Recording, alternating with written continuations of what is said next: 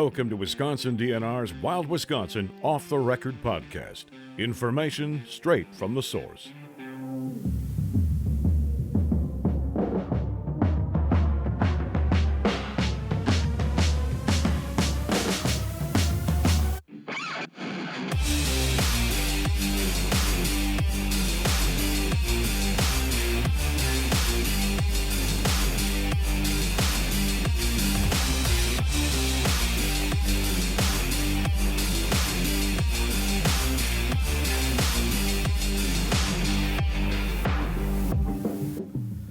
Welcome to another episode of the Wild Wisconsin Off the Record podcast. So as a reminder, this gives us an opportunity as DNR staff to give you guys an inside look at some of the work we do, whether you hunt, fish, hike, camp, some of the things that we're doing on the landscape and in the office to kind of improve your time in the outdoors. Like I said, kind of no matter what activities you're into. So we've got a cool one today.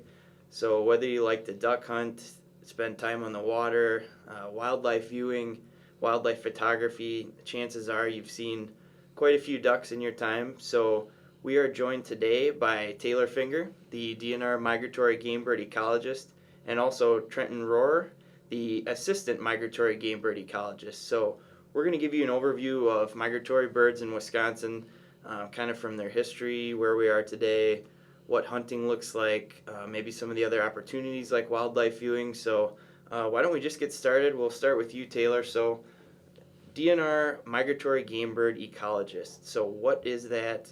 Why do you enjoy it? Well, what's the importance of your work? And I mean, how's it all connect for you? So again, as my responsibilities as the statewide migratory game bird ecologist is to manage both populations of these ducks, geese, swans, sandhill cranes. These migratory birds that our hunting public can take advantage of, particularly with sandhill cranes and swans. We don't necessarily hunt them, but they are hunted in other states, so they do fall into my responsibility. But other than managing populations, we also have to manage our hunters and our hunter desires in these hunting seasons across the board. So I work at both a local and a national scale to represent these populations. At a national scale, I represent Wisconsin on the Mississippi Flyway Technical Committee, which is a committee made up of 14 states and 3 Canadian provinces within the Mississippi Flyway. And it's a group of individuals that get together and represent the hunting interests, the population, the management interests of all of these species, because it's a shared resource and we want to manage them equally so we can enjoy it for future years. At a local scale, I work with I work with Ducks Unlimited, Wisconsin Waterfowl Association, Wisconsin Wildlife Federation, the Conservation Congress, to manage these resources so that people into the future, we can hunt them, we can view them, we'll have them for here in perpetuity, and we're again trying to manage them to the best of our abilities. So Trenton, let's go to you now. So what do you do? Why do you enjoy it? Kind of, how's it all connect for you? Yeah, so I actually just graduated about a year ago. I've been with the department for about a year. I'm the public contact for the DNR on anything migratory bird related.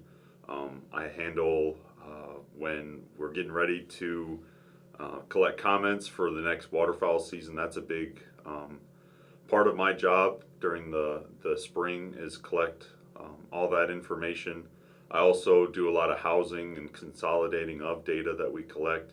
I work with biologists and technicians throughout the state, coordinating spring surveys, the midwinter waterfowl surveys, dove field management, and then goose, dove, duck banding. And I also, if anyone's interested out there that wants to be a part of that, I coordinate volunteers for those programs, the duck banding and the goose banding. And then fall biologist surveys, I send that out to Taylor and I in Madison, we try to get out as much as possible, but we can't be everywhere in the state at one time. So we look to our biologists to kind of give us a glimpse into what's going on out there. So what's your connection to migratory birds in Wisconsin? Did you guys grow up hunting, wildlife viewing, anything like that? So we'll start with you, Taylor.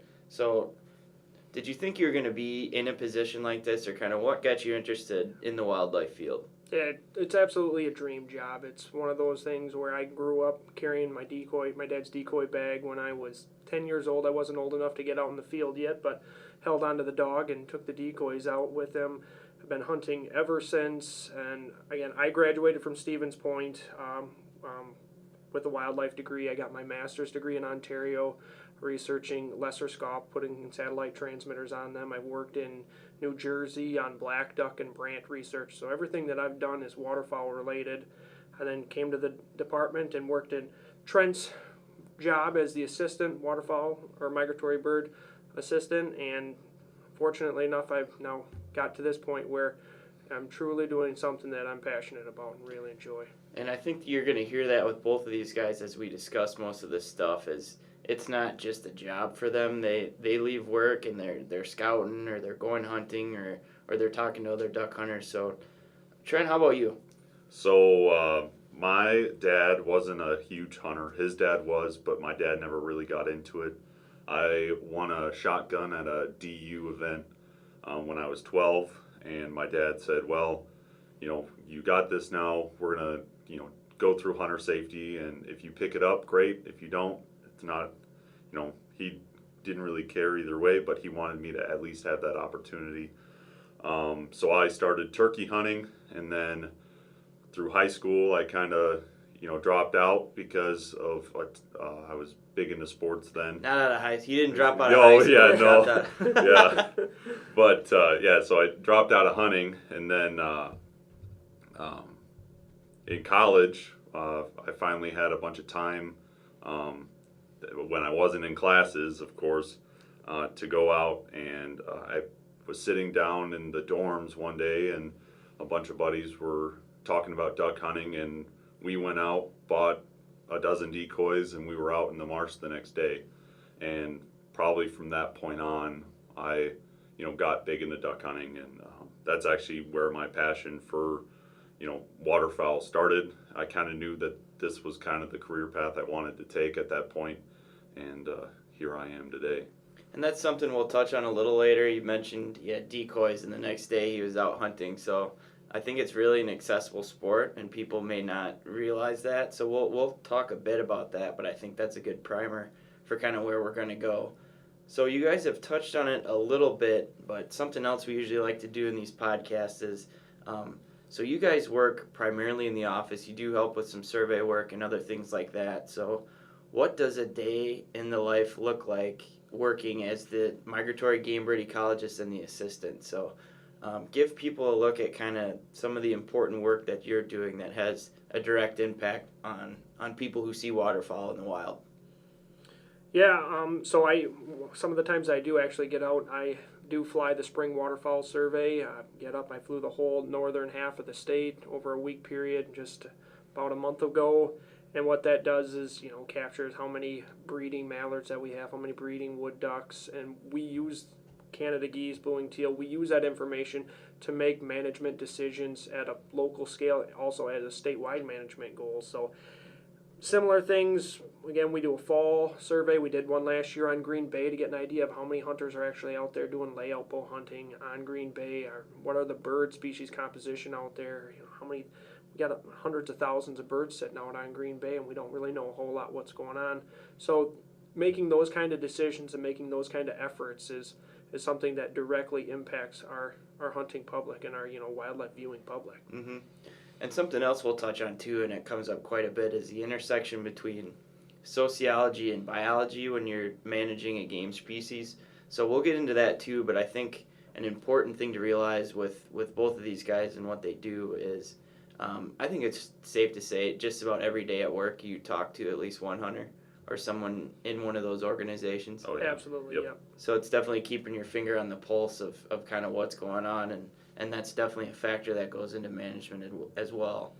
So why don't we just get into it then? So in Wisconsin, we're really lucky with the migratory game birds that we have. So can you guys give an overview of kind of which species that we have in Wisconsin, maybe which are more common than others, and one that if maybe someone sees, they should be pretty excited because it might be a little more rare? Yeah, as Wisconsin, we're kind of at the top of our flyway, so we don't, Louisiana, Arkansas, those states at the bottom of the flyway are seeing, hundreds of thousands, if not millions of birds that pile in from all over the country. We're at the top. We're the ones providing those birds that fly down there. So, and we're a little bit farther east. We don't have the same, nesting habitat quality that the Canadian prairies do, but one thing that Wisconsin does have is water, which is great. So we have quite a few mallards. Mallards are our most abundant breeding duck. Wood ducks would be our second most abundant. Blue-winged teal, and then Canada geese are one of those ones that, 40 years ago there was hardly any Canada geese in the state of Wisconsin, and now it's really a success story. Similarly, trumpeter swans, we started a reintroduction. Our goal was to have 30 nesting pairs in the state, and last year between Wisconsin, Michigan, and Minnesota were over 30,000 birds. So truly a success story. Yeah, that's really interesting. So when you say our habitat varies from like the Canadian prairies, and you mentioned water is a good thing, so what does Wisconsin have kind of that may draw those ducks in? So we have over 5 million acres of wetlands. We have over 15,000 lakes. We have Mississippi River on the west side, Lake Michigan and Green Bay on the east, Lake Superior to our north. Horicon Marsh is the largest freshwater cattail marsh in the country. So it's one of those where no matter what, if it's dry out in areas where typically ducks would nest, Wisconsin's going to have water no matter what, which is great for them as a resource, and it's also great for our hunters, as there's so much hunting opportunity and public land opportunity for them to take advantage of.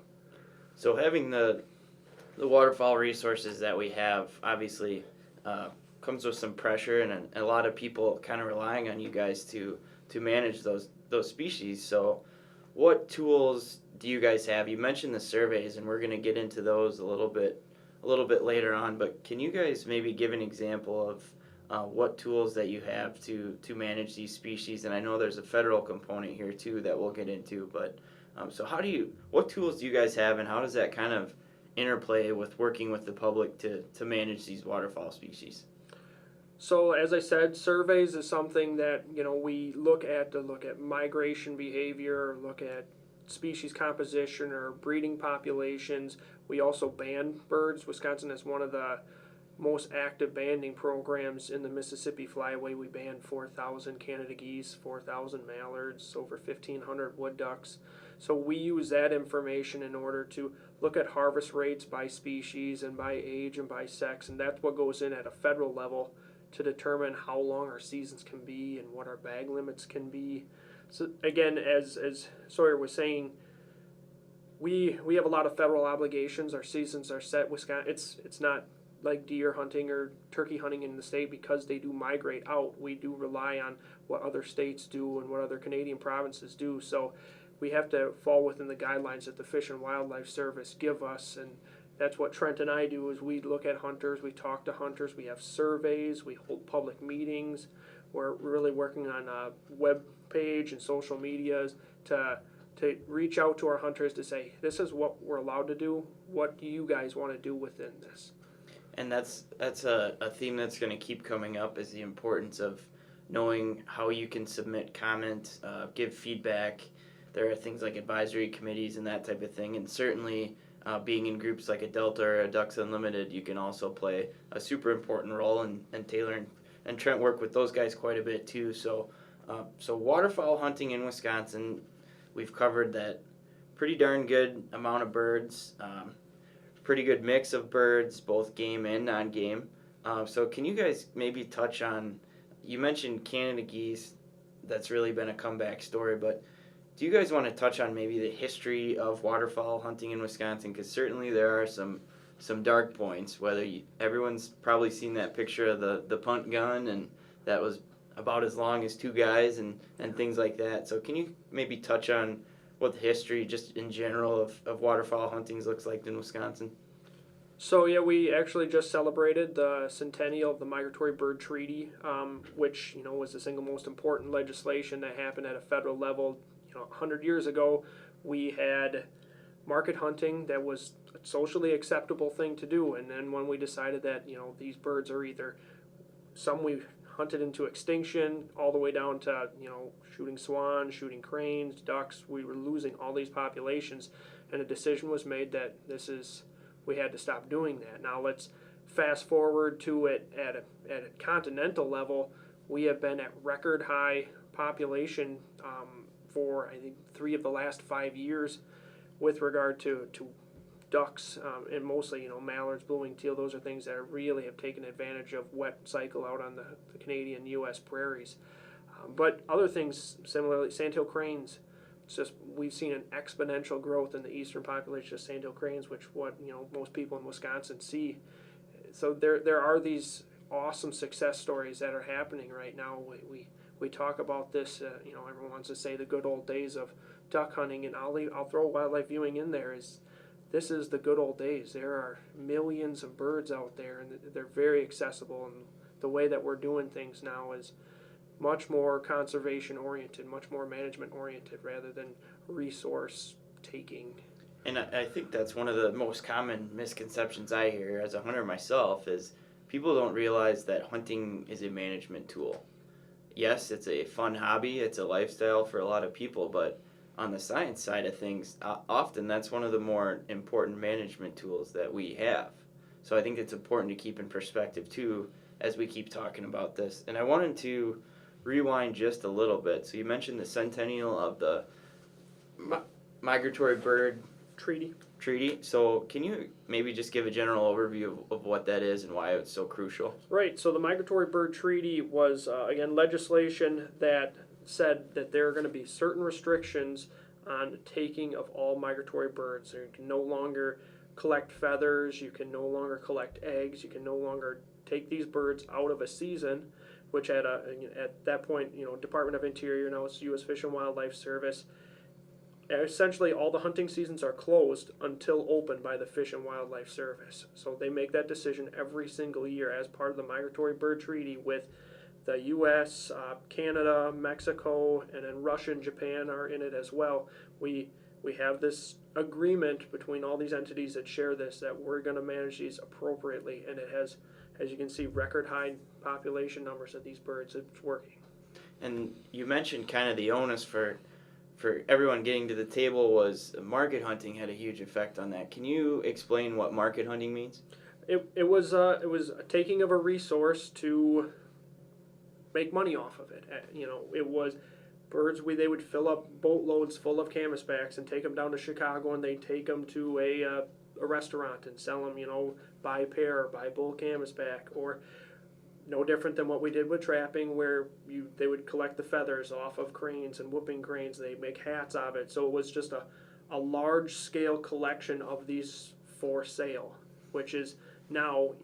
We don't sell migratory birds. It's a hunting, it's a management process. Yeah, and the other thing is with market hunting those are the pictures you were talking about earlier of piles upon piles of these boats filled with birds.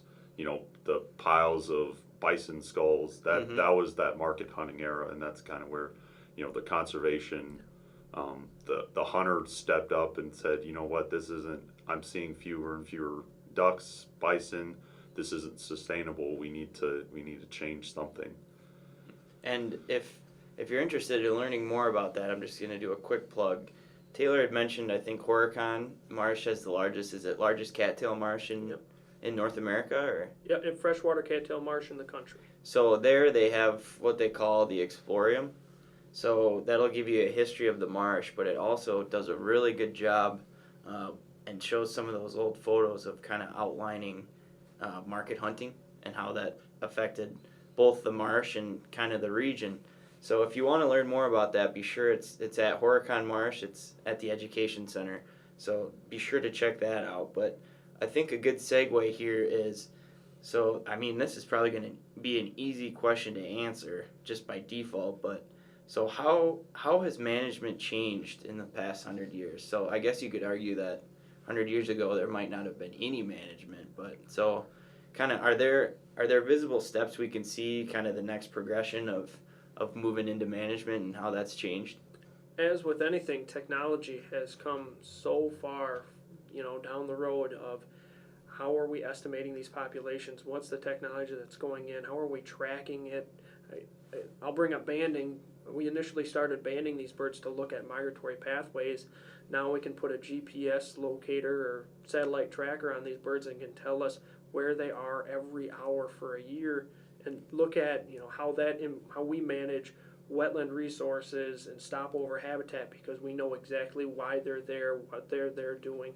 Just the amount of research that has happened in the past 10 years is more than had occurred in the past 100 before that. So it's definitely one of those things where people are passionate about ducks, whether they are, hunters are passionate about it because they know that this is something that is truly unique. And they're not out there like, I want to shoot every single bird out there. It's the getting out in the marsh. It's just being outside, watching the sun come up, sitting next to your dog, sharing that experience with the family. It's no different than a person that's going out there with a camera trying to catch that same exact picture. I would agree that a duck hunter and a person taking a picture would love to see the same exact photo at the same exact time. Yep, absolutely. And that's another theme that we're going to keep touching on, so I think that's a great point.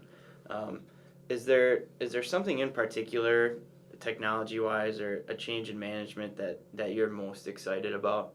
We actually just had a conversation a few weeks ago about, and it was a casual conversation, which makes it hilarious, is like, think we should put a GoPro on the survey plane? I was like, yeah, I suppose we could do that. Whereas 15 years ago, someone's asking, what the heck's a GoPro? Right. So is there something you're most excited about management-wise, kind of either that's in development or that we're currently using? Yeah, so like you just said, the GoPro is amazing. The imagery that you can put on a plane now, I've seen some videos of infrared, military-grade infrared, watching mallards feed in a green tree reservoir down in Arkansas at 12 o'clock at night.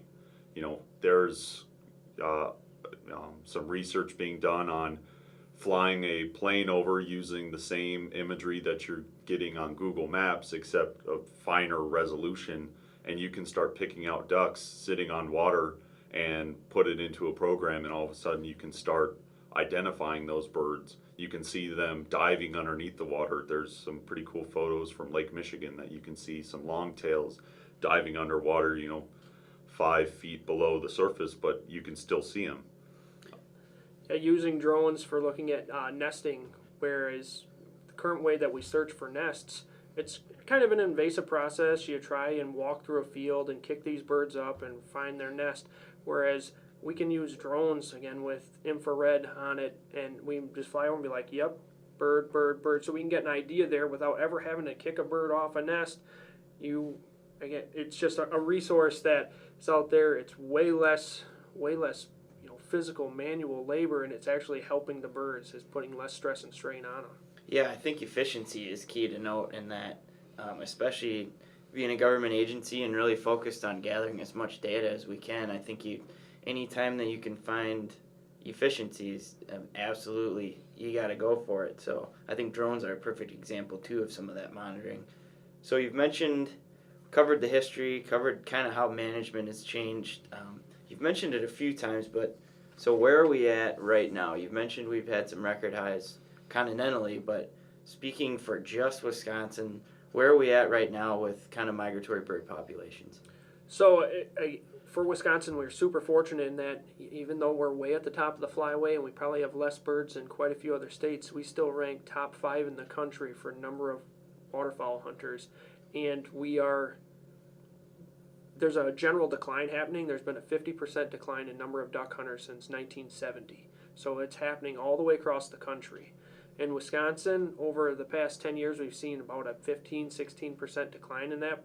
However, over the past 5 years, it started to go back up. So we are bucking the trend. I think because we have such great hunting opportunity and do have the resources available and a long legacy of waterfowl hunting in the state, we don't see those declines. Michigan has seen an almost 70% decline in their number of duck hunters since their peak in the 1950s, and we're right next to them, and we're not seeing that occur. Because we spend so much time, waterfowl management in the state of Wisconsin has been a continuation of phenomenal country-renowned scientists and managers that take this time to use the resources to look at what we have. Our mallard populations are near our long-term average, which is what we want to see. Wood ducks, after a really, really low populations in the 60s and 70s, we saw a pretty massive increase, and we've been stabling out as our second highest duck species in the state at 120,000. Sorry to interrupt you, but we're also seeing a push towards where they're becoming more popular in the bag than a mallard. Yeah, it's a lot of people don't realize that the state of Wisconsin right now is as forested as it has been since we came to Wisconsin. We inhabited it. So again, for wood ducks, having those natural cavities, having all that wood that is available, these places that were traditionally areas of grassland, which was farmland or something along those lines, that mallards and teal would have nested in, are starting to grow up, and wood ducks are taking advantage of it. Mm-hmm. And I think both bucking the trend and of the hunter decline, at least less than the rest of the country, and that forested point that you made really speaks to kind of the resilience of both hunters and not just hunters, anyone who has a passion for the outdoors. We'll talk about citizen science a little later. We've already talked about those partner groups, and we'll touch a little bit more on their role as we move forward, but really just how much buy-in there is from the public, specifically for waterfowl in the state. I think it's safe to say that we have one of the more engaged out of the huntable species in Wisconsin. I think waterfowl, that's just about as much engagement as you're going to get from a specific hunting community. Yeah, truly passionate. It's a passionate group of people that are willing to spend their time and get up each morning, willing to walk through the muck, willing to jump in a boat, willing to get everything that they can get together just for the chance that they might get a bird. Mm-hmm. They really do love it. And we also want to talk about too that the management, kind of the opportunities, it's not just for hunting. We really can't stress that enough. I've seen plenty of people out and waders in the marsh with just a camera. They're in the boat with just a camera. They're finding new spots. So can you guys talk about, maybe, you mentioned there's a lot of birds, and we're not seeing quite as steep a decline in hunters as other states, but what's the quality of the opportunity look like to pursue waterfowl in Wisconsin, as far as opportunity to hunt, access, things like that? We're at 20 years of 60-day duck seasons and 6 birds in the bag. That kind of gets back to the breeding populations being at an all-time high. But, we have, like Taylor said, 15,000 lakes in Wisconsin. We have, Lake Michigan, the Mississippi River, all of those create countless large, tracts of land that are available to hunting. But, wildlife areas, we did a waterfowl hunter survey, and we had 198 unique public land access areas that just came up through a random hunter survey to about just under 3,000 hunters. Mm-hmm. And we have roughly 80,000 hunters. So, almost 200 unique places in Wisconsin out of 80,000. I'm sure we didn't even come close to all the areas. Well, then you throw in the Great Lake too, and you're really talking. So it's something we say a lot for deer, is we always give this stat of how many million acres of public lands we have and how many hunters there are. And a common complaint that I hear is, I don't hunt public land anymore. It's too crowded. There's too many people out there. And to me, that argument just does not hold any water, because there is a spot for everyone. You got to scout, look at maps. We're going to have a DNR app coming out this fall that's going to help with a lot of that. So just really encouraging, whether you're new to hunting, or maybe might have that feeling that it's too crowded, find a new spot. There's a spot out there. That's something we're going to keep touching on too, is just how fun it is to try a new spot too, whether you're scouting it early season, or just winging it. So our survey results show that if a person scouts more than 3 times, they're likely to shoot twice as many birds as a person that doesn't scout. So I can't emphasize enough, is get out there. we all like to be outdoors. Why not go outdoors and check to see how you can make an experience even better, a little bit easier later in the year? I really do recommend it. Mm-hmm.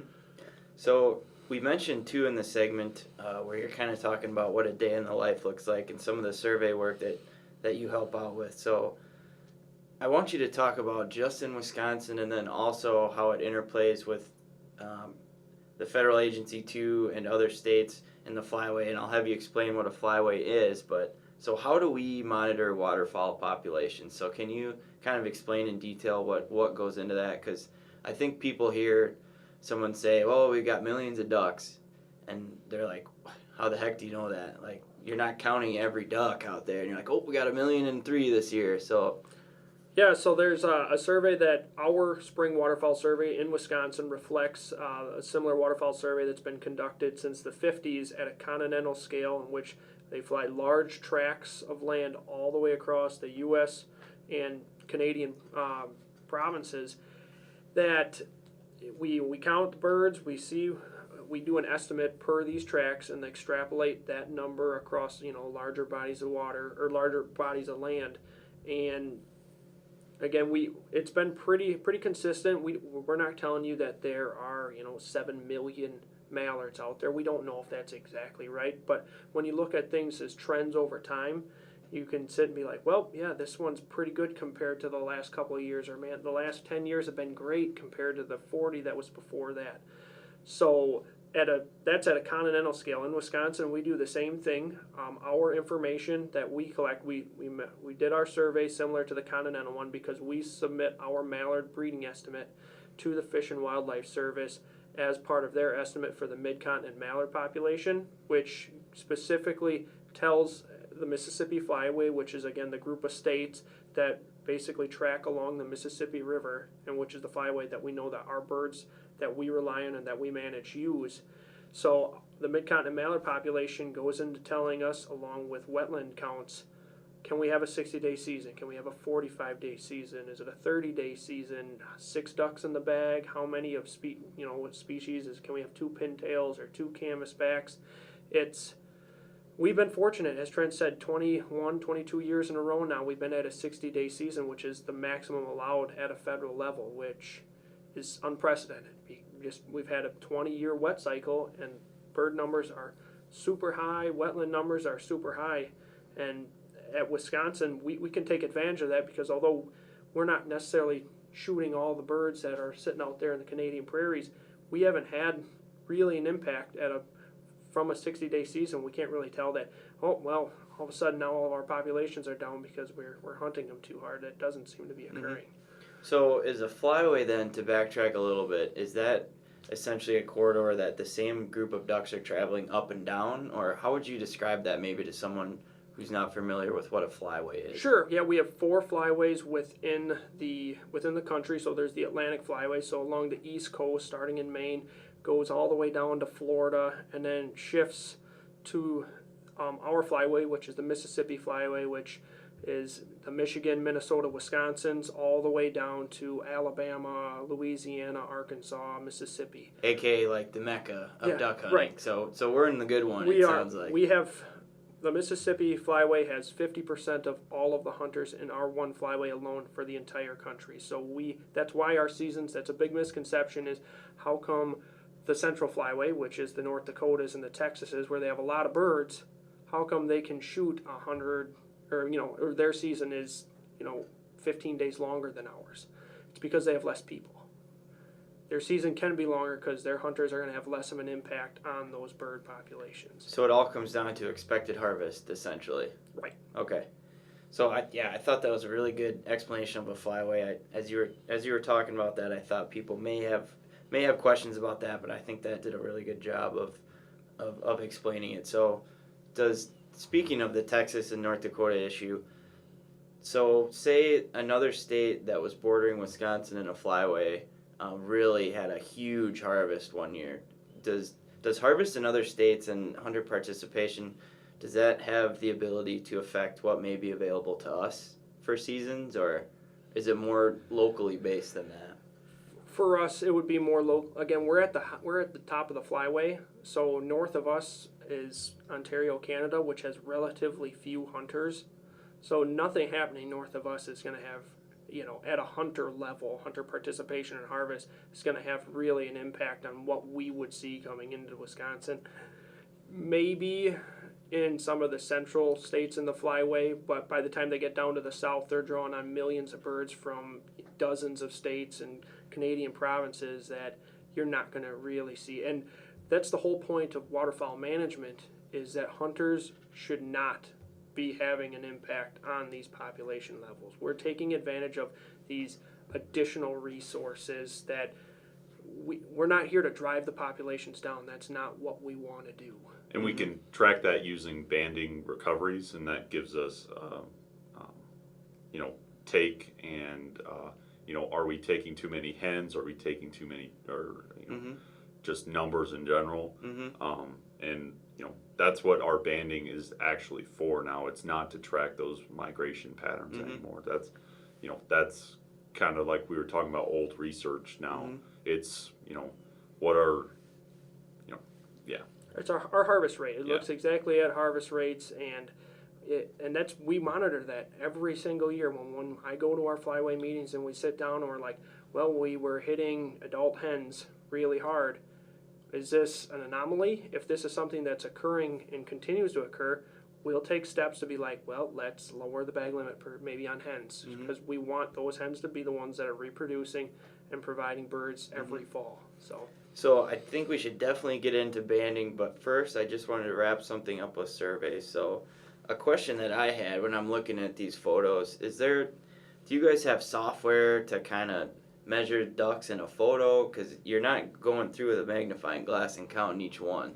Or maybe you are. I have no idea. I hope not. That's the way the technology's going. Currently, it's two people sitting in the back of a plane, and we have a voice recorder, and we fly over a 30-mile stretch, and paramallards, 3 Canada geese.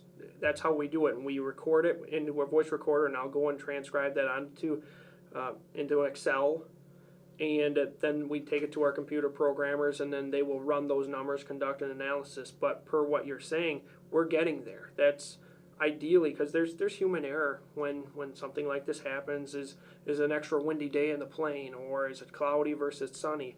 Versus the technology now is we can attach a camera to the bottom of a plane and just take photos, and they're not quite there yet. And some species, mallards, we can really do a good job on. Or large concentrations of sea ducks, we can do a pretty good estimation. The program's out there to identify both species and numbers. But when we start getting into certain hens, a ringneck hen versus a scaup hen, the information's not quite there yet. But that's where we're going, because then we get a really good, accurate representation of what's actually out there. But what we've been doing is the same thing we've kind of been doing for the last 60 years, and it's worked.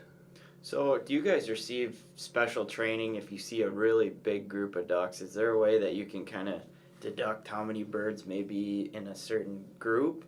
Or how do you do that? So there is like a training course on like a U.S. Fish and Wildlife Service, and basically what they tell you to do is pick out a group of birds that say, let's just say it's 100 birds in a group. Well, you can count 10, and then you place, those 10 birds took up this much space, and then you basically take that square or whatever shape it is and cover the whole group, and that's how you get you say, well, I could fit 10 groups of 10 in that. It all takes time. I flew Green Bay last year, and when you get a flock of 2,000 or 3,000 scaup or goldeneye that get up, if that's your first time, you're gonna be like, oh man, I don't know. But again, we have really great staff that does it. The Mississippi River's been doing fall migration surveys over there, and when you have, at any point in time, a third to half of the continental canvasback population on those pools, where they're counting 50, 60, 70,000 birds in a day, that's what they train for. Yep, absolutely. And as Trent said, there's an aerial waterfowl observation guide you can find online, and lets you go through a 3-second clip of all of these birds, and then you had to guess how many you've seen, because in most cases we're flying at 120 miles an hour and trying to make that estimate. But so does that mean that you guys are really good at those things where they have a jar full of jelly beans and oh, it'd be like nice. I'm asking for a friend and just so there may be a side business for you guys in there. You may be able to use that formula. So let's move on to banding. So I think that was a really good overview of surveys, and I think the thing to remember there is these people complete training, they're working super hard to get it right, and they are getting it right. So I think that's the one thing to keep in mind, and just think about how crazy it is that we've got people up in Plains counting ducks for an entire state. I think that's pretty wild. So do you guys want to maybe give an overview? Trent, you mentioned banding and kind of the goals of banding and the data we're getting may be changing. So what is banding and why do we do it?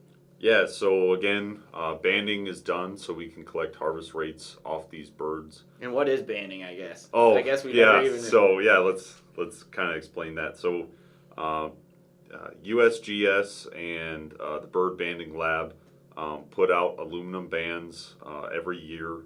They kind of distribute them throughout the breeding areas and along with some of the wintering sites where they band. But aluminum bands with a specific number and a web address to report those numbers, and you can track these birds from basically their first year all the way until they are harvested by a hunter. Or even you could be walking through a park and see a goose with a band on it, and if you can get close enough At your own risk. They are mean. Or with binoculars or anything like that, you could look up that bird and report that bird, and all of a sudden you saw a 3-year-old Canada goose that's probably used that same area for the past 2 years. Maybe it was even born there. Taylor was up on Akaminsky Island, right? Hudson Bay. Hudson Bay, and he saw a collared goose, and we haven't put collars on snow geese since 2000. 2000. So that bird was at least 16 years old. It's just the amount of information. Trent was doing an analysis on it and showing that I think the oldest mallard that was harvested in the state of Wisconsin was 19 years old. So can you believe the thousands of miles that bird migrated and made the gauntlet run for almost 20 years? I think one was harvested in, was it Nova Scotia? No, Iceland? Iceland, yeah. Iceland. We had a mallard that was banded here in Wisconsin. So that's the kind of information we use it particularly here with regard to management level decisions, that we know that mallards shot in the state of Wisconsin, where they come from based on band recovery. And for our case, 70% of the mallards that are harvested in Wisconsin come from Wisconsin. So from my perspective, my responsibility is what can we do to manage this resource, because we directly impact that. What we do on a ground, what we do maybe during a hunting season is going to affect how many birds we see each spring and each fall. So using those band recoveries to tell us what work needs to be done and where that work needs to happen. So the question that's probably on a lot of people's minds right now, how do you get a band on a duck or a goose? And I just have a feeling this is going to be pretty interesting, so I don't know which one of you gets the honor of explaining this one, but so how do we band ducks and geese? So geese, I'll touch on geese and let Taylor do ducks, but geese, they go through an annual molt every year. We're actually coming up on it here probably pretty quick. So an annual molt, what's that? So they'll lose all their flight feathers, and so they typically do that when they're young, or also starting to get to an age where they also can't fly, but they're getting ready. They're going through a full molt to get all their adult plumage. Plumage is feathers, and what we will do is go out and find areas with high concentrations of geese. That Walmart's Walmart's has a lot of geese. So we want to get birds that are going to be available for hunters in the fall. So we know if we put a band on a goose that never leaves the park, we're never going to get any information off of that bird. Right, that's a really good point, and something people may not think about. Yep, and so with basically snow fence panels or netted panels or really anything that kind of works like a fence, we walk up, corral these geese into a makeshift pen, and then you band them, and it's kind of like a rodeo sometimes, depending on how many birds you get, but make sure that there's not too many birds in one pen or anything like that. But then managers will sex the bird, age the bird on whether or not it's an adult or a juvenile, and then put a band on the bird and send it on its way. With regard to ducks, it's much more. You can many different ways to do it. Again, for Canada geese, it seems to be a pretty easy process. You get a lot of volunteers or a lot of workers together and surround them and work your way into you get them in a pen. Whereas ducks, we have cannon and rocket nets, which are an area that we put bait over. I'm listening. Yep. It sounds cool. Yep. An area that we put bait down. The ducks will work their way in the morning, and we have a net that's attached to weights that are attached to a cannon or a rocket that we will shoot over the top of these birds. And the net then lays over the top of them, and in some cases we can catch 300, 400, 500 of these birds in one shot with limited impact to the bird, because again they have hollow bones. They can take quite a bit of a movement on something like that, so it doesn't seem to impact the birds hardly at all. We have night lighting, which is our staff get in boats at night with spotlights and musky nets, and musky nets are big. If anyone was wondering, big nets. Yeah, so they'll track them down. Either the adults are again going through their molt so they can't fly away, or they'll scoop up the young ones right there. The hen stays right with them while they'll put the band on the bird's legs, and they let them go, and the family sticks right together. We have walk-in traps, which are put bait inside a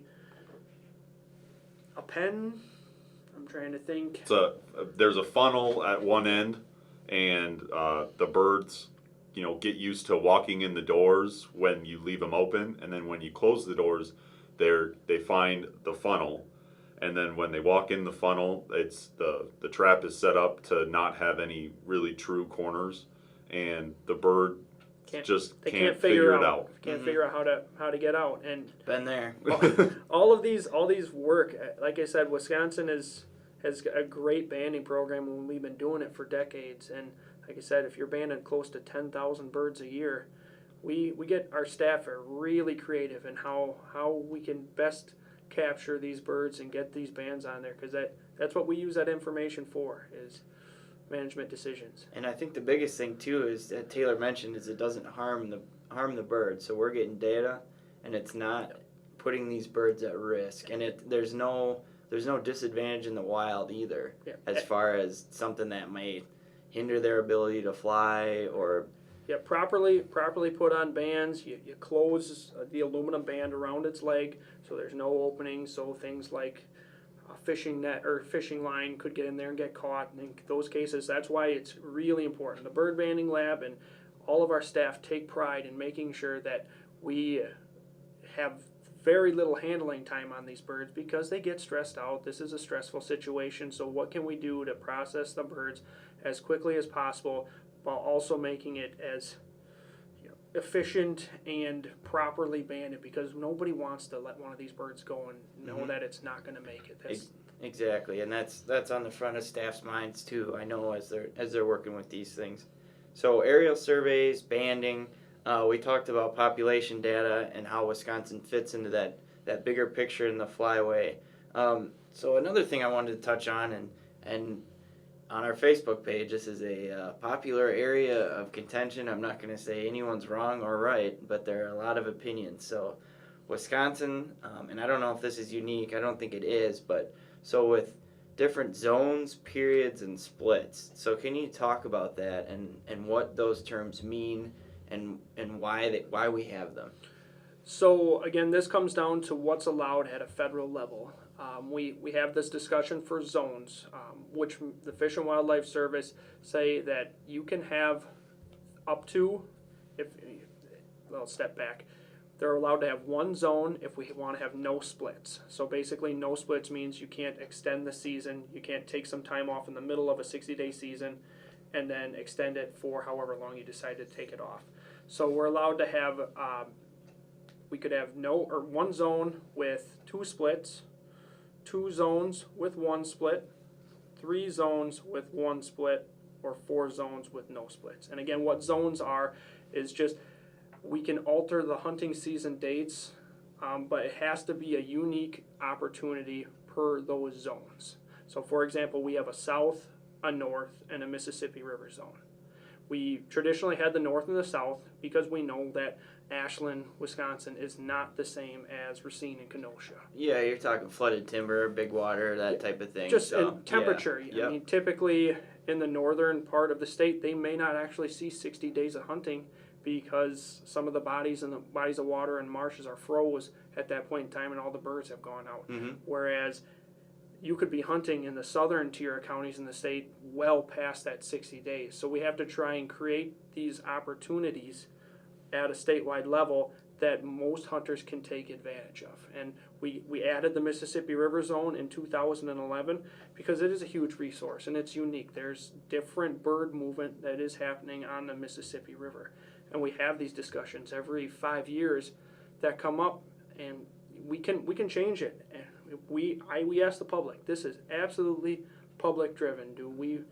If you want to change the zone structure because you think, oh man, there's more hunting opportunity in this part of the state, they're not using what their zone is meant for, let us know. Let me know, or else I go to public meetings. I have these surveys. Trent takes hundreds of phone calls.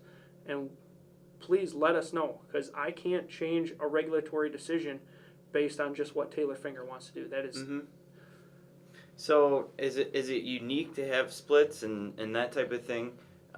Do other states have that too, those options? So is that something that the Fish and Wildlife Service offers every state? Yep. Like I said, the zone breakdown structure, the 1, 2, 3, 4 zones is a Mississippi Flyway zone structure that we are allowed to do. Some of the states to our east and our west and those in the central and Atlantic flyways have a little bit different, but this was what was agreed on within our flyway. And so again, to explain a split, we close the season the second week for 5 days in the south zone because there is a desire for hunters to be able to hunt ducks into December.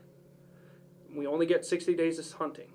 So if we decide to take days off and say nobody hunts those, we can add those 5 days on the tail end. And that's always the big contentious issue is, do we want to take off 5 days of hunting in October to add them in December when there may be less birds around or there may be less people hunting?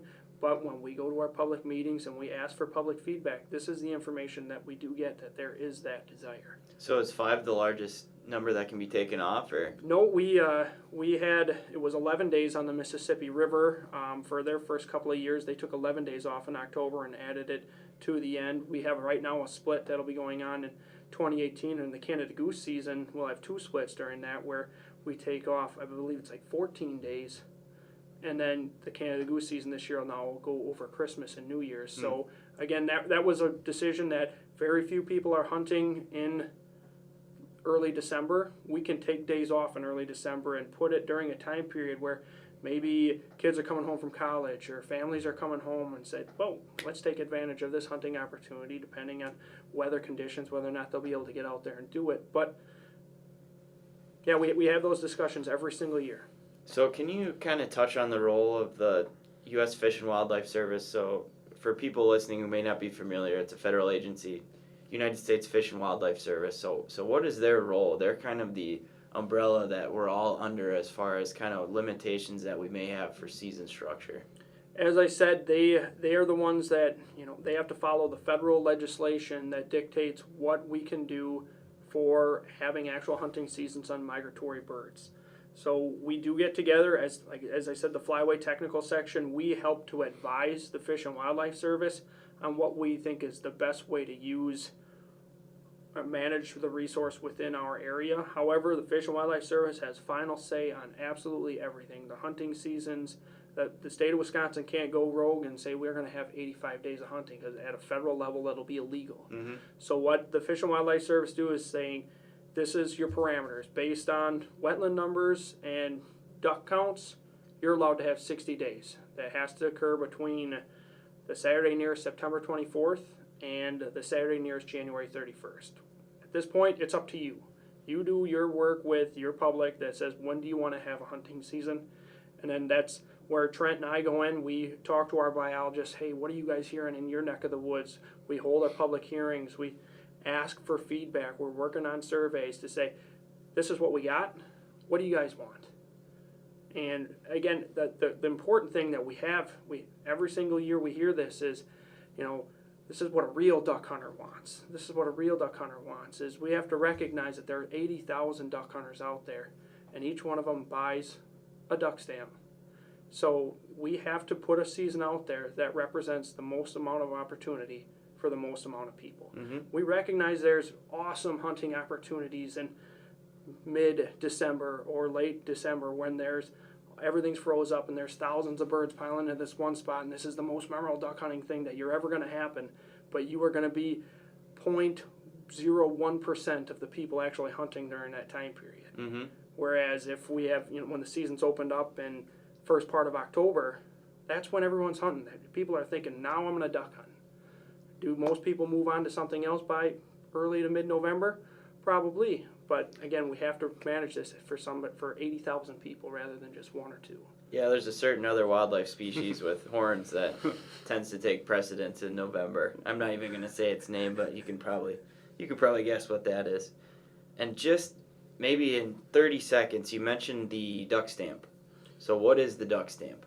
So we have a state and a federal duck stamp. The state duck stamp is a $7 fee that you have to purchase during or in order to hunt ducks and geese in Wisconsin. And what that does is that funding goes directly into 2/3 of it goes into maintaining all of our wetland and wildlife area, our infrastructure, as well as enhancing wetlands, protecting wetlands. That's what 2/3 of that money goes to, which is about $400,000 or $350,000 a year based on that. And the other 1/3 goes to the Canadian prairies that we send up there doing habitat work, because we know birds come. That's where all the birds are produced, is on the Canadian prairies, and then they migrate into a state. So it would make no sense for us to put all of our money here in Wisconsin when we ignore where the birds are actually going to be coming from. Absolutely. So when they tell you, they ask you if you want to buy a federal state duck stamp. So obviously if you're duck hunting, you're going to have to, but that just hopefully will give you some perspective on what those funds are going towards. So, and you mentioned maintenance of habitat and things like that. So I think that's a good segue to maybe talk about the role that some partner groups, in particular in Wisconsin, the role that they may play, for instance, a Ducks Unlimited, a Delta. So can you talk about maybe how you and other DNR staff work with those partners and kind of the important role that they play? Yeah, we have very active Delta, Ducks Unlimited, Wisconsin Waterfowl Association chapters that thousands of people participate in this. They're putting money towards something that they truly are passionate about. And then not just money, it's volunteer hours. They get out there, and right now it's a big thing is if you have a group and you want to adopt a wildlife area, which you can say, I want to Mead Wildlife Area. This is what I'm really passionate about. This is where I spend my time. I'm willing to donate 20 hours a season, 30 hours a season to get out there and check wood duck boxes or help mow or do something along those lines, because this is what I'm passionate about. This is what I want to spend my time doing, because this is what I enjoy. That's directly working with those chapters to get out there and do that. They are on all of our planning committees. They're at our advisory committees helping us design these surveys, because they represent thousands of hunters. They represent thousands of people that are interested in these conservation and management activities. So having them sit at a table and helping us make those decisions is essential. And I really don't think you can overstate the importance of the monetary aspect, the social aspect, kind of how well that our staff work with them, and kind of it's important to know at the end of the day we all want the same thing. So I think that really helps when everyone's at the table too. So transitioning now, something I like to talk about in almost every podcast we have is the intersection of the sociology of management and the biology of management. So you mentioned with the splits and things like that, it's up to the hunters. So ducks, I think, is really unique in the sense that I think more so than other species, it's really driven by kind of hunter input. Not that we don't get it for other species, but I think it's incredibly important with migratory game birds. So can you talk about maybe the challenges or maybe what makes it all worth it in the end, kind of the social aspect of managing migratory game birds? So this is something that any wildlife professional, they got into this job not necessarily thinking that they would be answering phone calls or answering emails or going to public meetings, but it is what I found is one of the most important things that I do in my job and that Trent does in his job is we communicate with people that are, they have a lot of money tied up in this, a lot of investment tied up in this. This is something that they're truly passionate about, and the decisions that we make really impact what they're going to see at the end of the year. So we try to cover, I have probably a dozen public meetings that happen throughout December and into March that I try to get out. I feel like I reach at least thousands of people, whether it's talking with the conservation groups, the Wildlife Federation, the Conservation Congress, just trying to get an idea of what people want, because we've had 60-day seasons. We have had a point now that there's a whole generation of hunters that haven't experienced any change in duck hunting, whereas the older folks, the older generation of hunters are like, I went through 30-day seasons, I went through 45-day seasons. What you guys have is great, but the new generation of hunters are, well, we need more. Nothing's changed in the last 20 years, and that's the difficult part, is trying to get those two people to sit at the same table and say, this is what we need to do, this is what you want, this is what I want. How do we create a hunting season that can reflect both desires? Mm-hmm. And I think that's really interesting, and I think that ties in too with kind of how technology has changed. You see the positives like the survey work, things like that, and certainly technology, social media can be a positive. It can also be kind of the dark underbelly of the human psyche, I think we see sometimes with some of the comments that we get. But so where we're at right now with hunting, wildlife watching, you mentioned we're kind of bucking the trend and seeing a little less decrease than some of the other states are seeing, but I'm not going to ask for hunting overall because I think that's a separate podcast in itself, but what do you think might be the limiting factors to someone looking to get into duck hunting? What might be the barrier? I'll let Trent kind of touch on it here, but I think it's how we as a group of hunters we're branded. Anytime now we're opening up a Cabela's book and there's a guy that's sitting there with $200 worth of 6 decoys, or he's got the most expensive waders on, or you can't hunt unless you have a beard and you're trudging through the ice. It's really not that difficult. And again, Trent being relatively new compared to somebody that spent 20 years hunting, whereas you had to get into it. I started from nothing. Yeah, I'm a poor college kid. That how can I do this and still make it work? Any movie producer listening, this is true rags to riches story here. Yeah.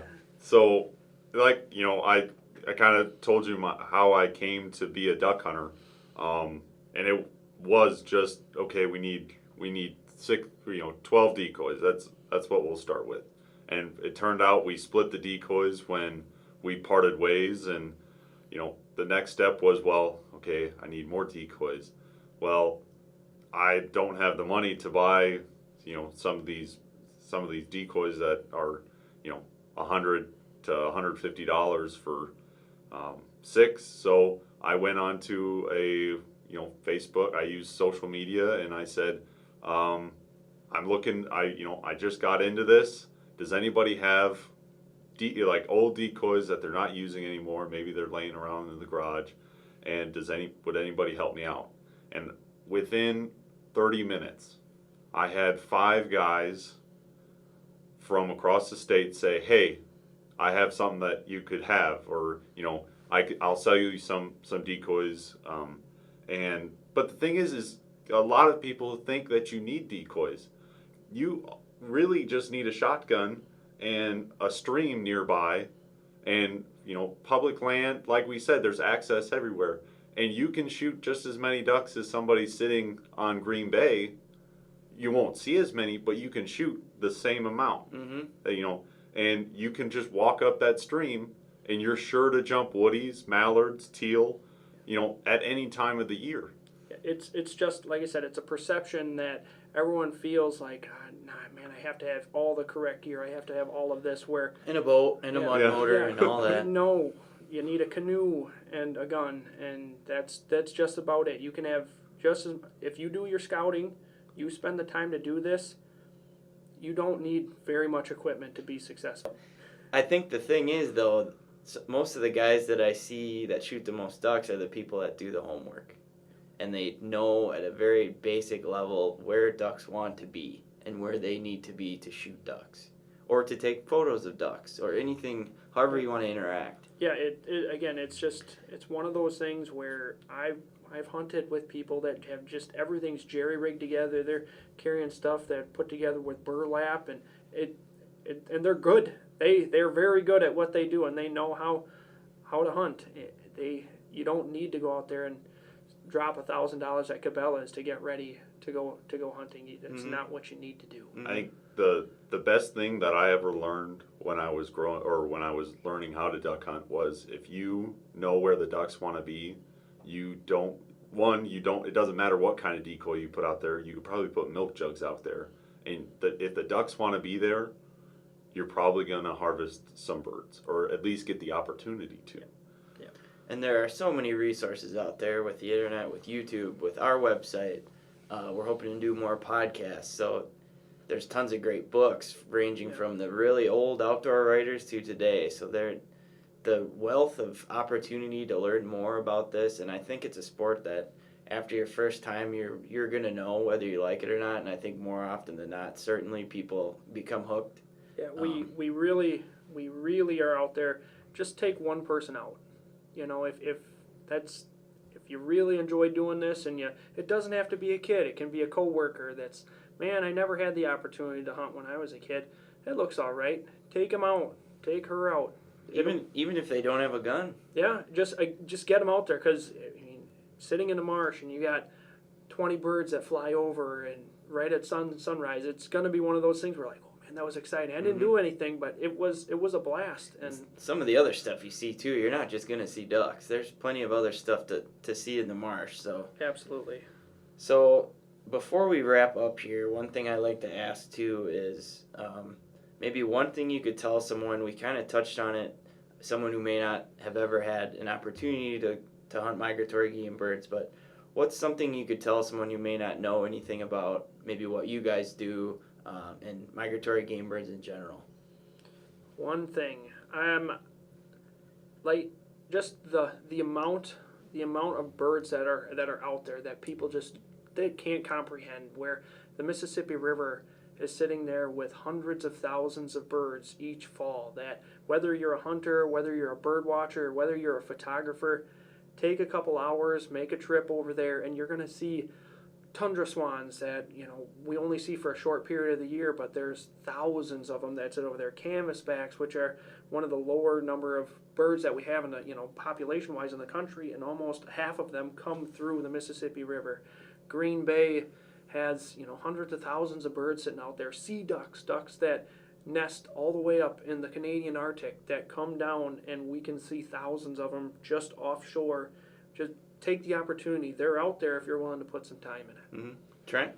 I kind of touching on what Taylor had talked about, I'll kind of tell a little story from this year. I made my first trip out to the Mississippi River, and one of my buddies took me out on his boat, and we didn't see much all day, but they have huge refuges for those birds to hang out, and they do a phenomenal job, because when the sun went down and we pulled our decoys, the amount of birds they make you feel stupid that came back from the refuge and landed at my feet on the Mississippi River it was one of those moments where you stop, and it didn't matter what we took home. That took my breath away seeing that many birds come back, and I didn't think that there were that many birds around. Mm-hmm. Making that connection, it's one of those things where everyone that's had a great hunting day and they're done for the day, or even they had a poor hunting day and it's after hours, they're going to remember thousands of birds piling into there. And that's going to be the story that they're going to tell. Like, oh, yeah, we had a good day, but you should have seen all of these birds that we didn't shoot, we didn't hunt, and we were just as happy not doing it, because that's the experience. That's why we're in this job, is to manage for that one moment to be like, this is awesome. And I think the one thing I would say is try to keep perspective. And I don't mean to always connect things to deer hunting, but I think there is a connection here that people get blinded by expectation. A successful deer hunt isn't necessarily a 160-inch deer. And I don't think that should be anyone's expectation. Surely it is people's expectation, but the things that we've talked about today, and I'll connect it to duck hunting, is there is so much more to duck hunting than shooting a duck. Same with goose. It's just the other things that happen out there, being with a dog, being with friends, getting out of the office for a day, and things like that. So it's just important. Like, you hear them talk about how lucky Wisconsin is with the continuation of the 60-day seasons, the amount of ducks we have here, the public land opportunities. We've got a Great Lake, we've got the Mississippi River. There's not a state above us, which is unique in the Flyway. So, I mean, I just think it's important to keep perspective, and that's really what we're trying to do with these podcasts. Is we've said it from the start. We don't ask you to agree with every decision that we make, but we want to give you the tools to learn more, and to know why a decision was made and how it was made, and know exactly what your role can be, if you so choose to become involved in those management decisions. So do any of you guys have any closing thoughts here before we get going?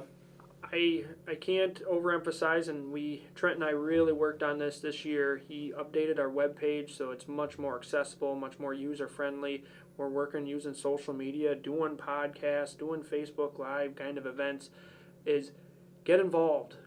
This is hunting seasons, as I said, are driven by our hunters. A lot of these decisions are very little goes into it with regard to because our populations are doing so well that we're not so concerned about that. It's what works for you.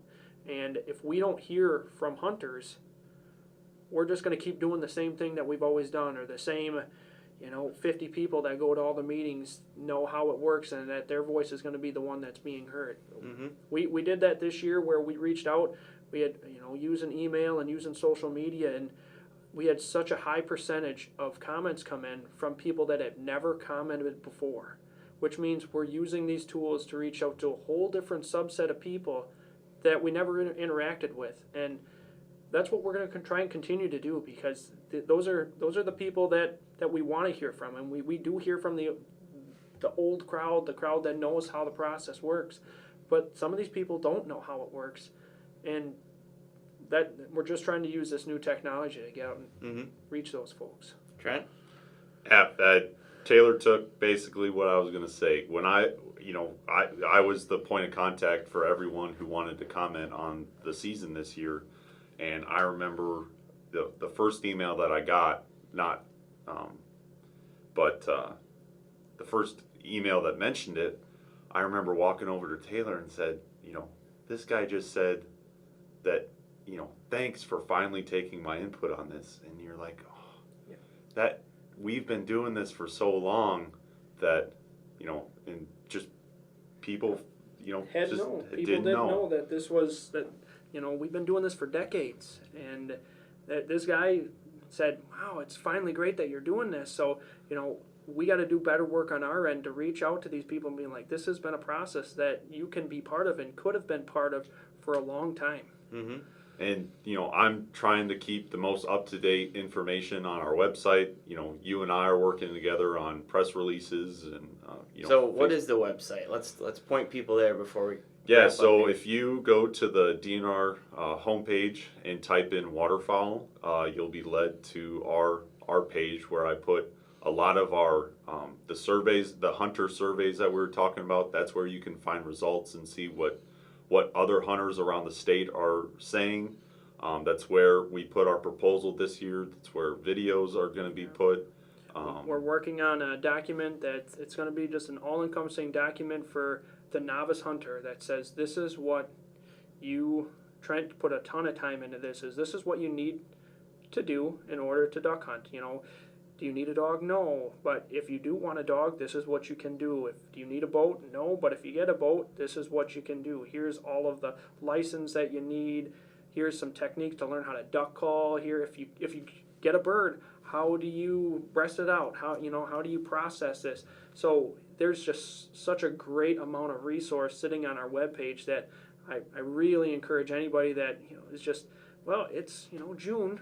It's not necessarily hunting season, but we're starting to think about it now. Just touch base on that. Mm-hmm. Our regulations are on there. Another thing is, I'll just give it a little, is our wing shooting course.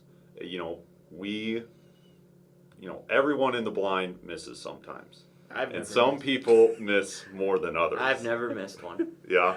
And the DNR puts on these wing shooting courses that, even Taylor and I took it last year, and some of the stuff that they, say in there that, a duck that you may miss has, Yeah. If you just, you saw some feathers fly, you say, I just scratched that one and flies away, 90% of the time that bird's going to die.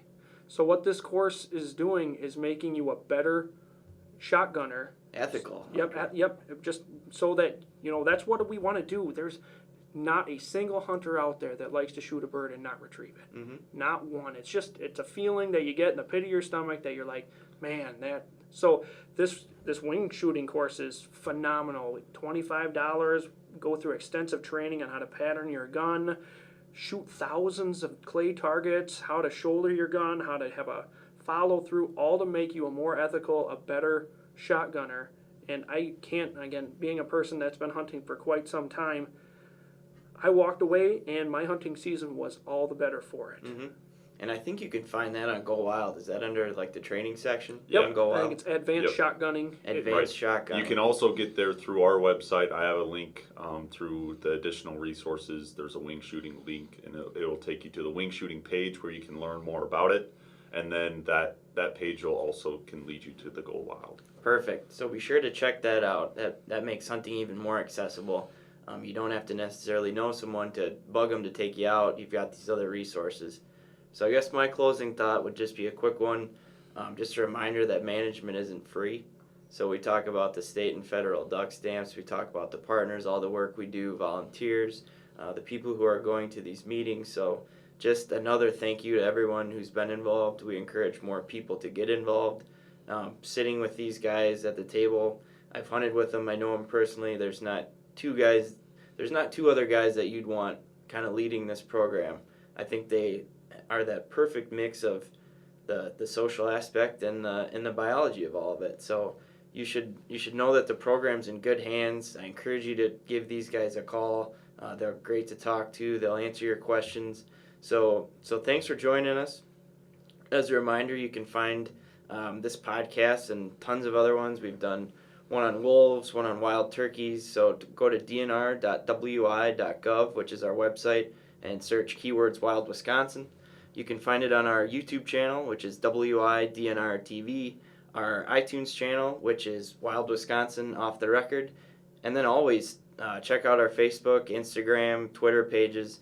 We do Facebook Live specifically with the Duck Guys quite a bit, so you're going to find more photos, videos. You can interact with us directly there. So thanks for joining us. Stay tuned. I hope to have Taylor and Trent on for another one, and other than that, we will see you next time.